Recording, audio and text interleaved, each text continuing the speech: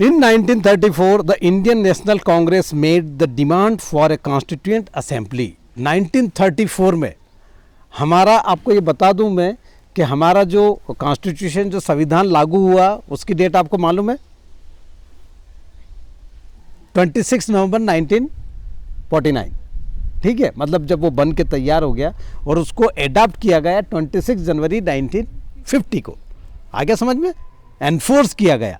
26 जनवरी का बहुत इंपॉर्टेंट है हमारी लाइफ में, इंडियन उसमें, क्योंकि 26 जनवरी 1929-30 में जब सिविल डिसओबीडियंट मूवमेंट लॉन्च किया जा रहा था, जब Lahore session of Congress, Jawaharlal Nehru became the president of the convention. Congress के अधिवेशन में जवाहरलाल नेहरू क्या बने? अध्यक्ष बने। अभी अध्यक्ष कौन है नेशनल इंडियन कांग्रेस का, इंडियन नेशनल कांग्रेस का? राहुल गांधी है। आया समझ में? वही इंडियन नेशनल कांग्रेस है, ये वही है जिसने देश को आज़ाद करवाया। आया समझ में? 28 दिसंबर 1885 को ये फॉर्म हुई। परसों गया 28 दिसंबर, है ना? क्या उसका बर्थडे याद रहा है किसी को? किसी पेपर, किसी मीडिया में बात हुई? नहीं हुई। चलिए इस पे गौर करना। In 1934 the Indian national Congress made the demand for a constituent assembly. पहली बार उन्होंने अब डिमांड किसके सामने रखी? ब्रिटिश गवर्नमेंट के सामने, कि हमको कॉन्स्टिट्यूएंट असेंबली बनाई जाए। कॉन्स्टिट्यूएंट असेंबली का मीन्स ये है कि कॉन्स्टिट्यूशन बनाने वाली, संविधान को निर्मात्री एक सभा बुलाई जाए। ठीक है। During the second world war, second world war कब हुआ? 1939 टू 1944, याद रखना। 1939 to 1944 in first world war India participated and supported to the British government on the behalf of the British government's motto that we will free you. Okay, क्या हुआ था जब 1942 में जब फर्स्ट वर्ल्ड वार हुआ था, तब ब्रिटिश गवर्नमेंट ने इंडिया का सपोर्ट मांगा। सपोर्ट क्यों मांगा? कि हम हमारी आपकी डिमांड्स हम मान लेंगे। आया समझ में? और पूरे इंडिया ने उसको सपोर्ट किया। इंडिया की मशीनरी, इंडिया के लोग, उन्होंने फॉट किया ब्रिटिश मिलिट्री के साथ। ठीक है। और गांधी जी ने भी बहुत सपोर्ट किया, बहुत सारे सैनिकों की सेवा की और पूरा देश उसमें लग गया, है ना। जब वो जीत गए, जब पूरा बंद हो गया, उसके बाद वो भूल गए कि हमने कोई वादा किया था। वादा तो होता ही तोड़ने के लिए भैया। ठीक है। तो सीधी सी बात है कि वो जैसे आपके पेरेंट्स ने तोड़ दिया, 12 मार्च के बाद एग्जाम खत्म हुए, रास्ता ही भूल गए स्कूल, अभी सामने निकलते तो भूल जाते। बोले कौन सर? ने बाद में क्या कहते? सर मास्क बंधा नहीं था, पहचाना नहीं। आजकल हम भी कम थोड़े, हम भी दौड़ के उनके पीछे गाड़ी लगा देते। So that is the what happened. Indian क्या हुआ कि जब फर्स्ट वर्ल्ड वार हुआ तब सपोर्ट किया। सेकेंड वर्ल्ड वार में इंडिया को समझ में आ गया, we were not able to take part. बिल्कुल गांधी जी को बता दिया गया कि स्पष्ट मना बोल देना कि सेकंड वर्ल्ड वार में हम सपोर्ट नहीं करेंगे। अब सेकंड वर्ल्ड वार में सपोर्ट नहीं करेंगे, डिमांड रख दी उनके सामने कॉन्स्टिट्यूएंट असेंबली की। लड़ेंगे किसके दम पे? लोग हमारे यहाँ के, सैनिक हमारे यहाँ के लगेंगे ना। वो ब्रिटिश, कितने ब्रिटिशर्स थे आपको मालूम है? राज कितने लोग करते? चलो बताओ, पूरे कंट्री पे कितने मिनिस्टर है? सेंट्रल गवर्नमेंट में टोटल कितने मिनिस्टर होंगे? आप बता दो, नाम बता दो। हाँ, गिन के। एक तो प्रधानमंत्री महोदय हो गए हमारे, ठीक है। फिर हमारे वो हो गए, फाइनेंस मिनिस्टर हो गई, है ना। जितने भी मिनिस्ट्री है कुल मिला के हम ये मान लो 150-200 लोग हैं। स्टेट गवर्नमेंट में भी 150-200 लोग हैं। ब्रिटिशर्स कितने थे मालूम? 40 करोड़ लोग पे 1.5-2 लाख लोग थे।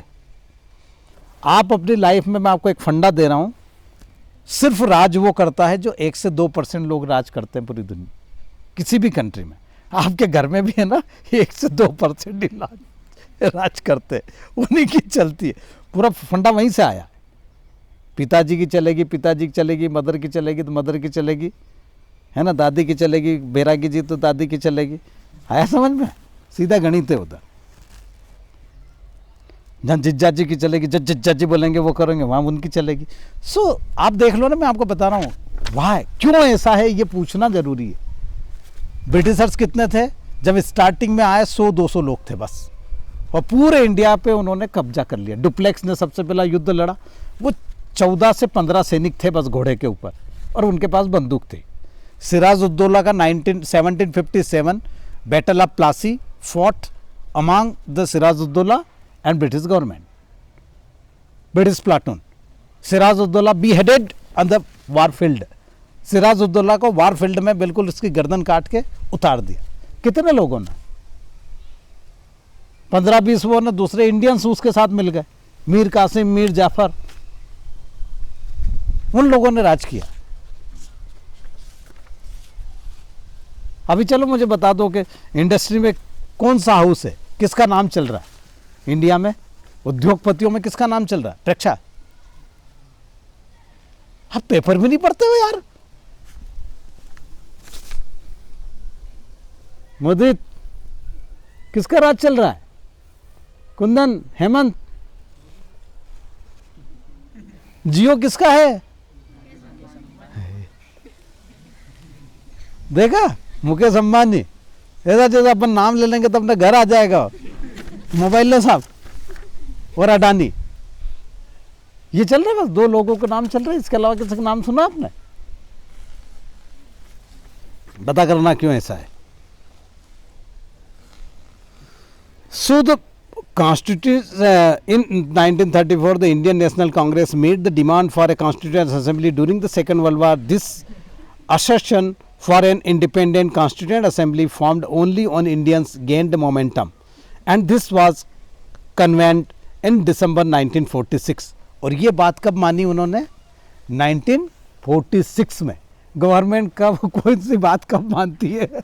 ब्रिटिश गवर्नमेंट को 12 साल लगे थे, ठीक है। इंडियन गवर्नमेंट तो आदमी के जाने के बाद डिसीजन देती है कि यार ये आदमी केस जीत गया, है ना, उसको जाके शमशान में बता के आओ कि तू केस जीत गया, ठीक है। So that is the photo on page 2 shows some members of the Constituent Assembly। इसमें आप देख लेंगे, ये लेसन जा रहा है, लेसन बन रहा है मेरा, हो ठीक है। इसमें आप फोटो देख लेंगे कॉन्स्टिट्यूएंट असेंबली में कौन कौन मेंबर्स थे, नजर नहीं आएंगे आपको ब्लैक एंड व्हाइट फोटोग्राफ से, पर हाँ, the photo on the page to show some members of the constituent assembly between December 1946 November 1949 the constituent assembly drafted a constitution for independent India. 19 why is it so, why there is need to fall to form the frame the constitution, क्यों जरूरत हुई? 1935 में when after Second World War, during Second World War, Britishers realized themselves that means we had to leave, we will have to leave India now। उनको ये पता लग गया था कि अब इंडिया छोड़ने का समय आ गया। So transformation of power British government के हाथ में था, है ना। ट्रांसफॉर्मेशन ऑफ पावर किसको दी जाए?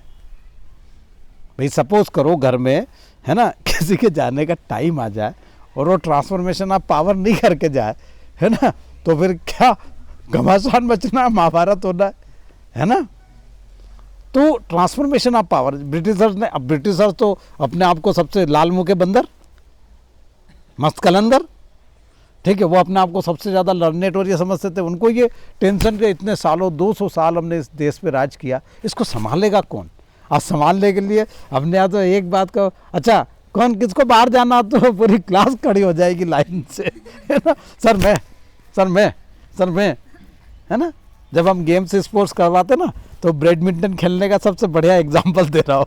बैडमिंटन में सिर्फ 2 की टीम बनती है ना, 2 की टीम बनती है, और 2 की टीम में नर्सरी का बच्चा भी रैकेट लेके, भैया मैं खेलूंगा, भैया तो रैकेट लाया नहीं है, उससे कमाड़ता है नर्सरी वाले से, मेरे को देते, ठीक है। और जुगाड़ जब आते हो क्या, 2 की टीम में कैसे भी करके घुसना, और वो आ जाता है छोटा वाला मेरे पास, सब भैया मेरा ले गया रैकेट, है ना, वो नहीं लाए घर से। सो दैट इज द बात, यह है कि जो कॉन्स्टिट्यूएंट असेंबली बनी, only the Indians gain momentum, और तब उन्होंने 1946 से नवंबर 49 the constituent assembly drafted a constitution for independent India. Means transformation of power की जब बात हुई, तो हमारे जो लीडर्स थे, जवाहरलाल नेहरू, सरदार वल्लभ भाई पटेल, ये जितने भी गोपाल कृष्ण गोखले, महात्मा गांधी, इन सबको लगा कि वो तो हमको दे के चले जाएंगे, हम करेंगे क्या, कैसे रूल करोगे आप, कैसी गवर्नमेंट हमको चाहिए। तो ऐसा थोड़ी कि बैठ के और लिख दिया।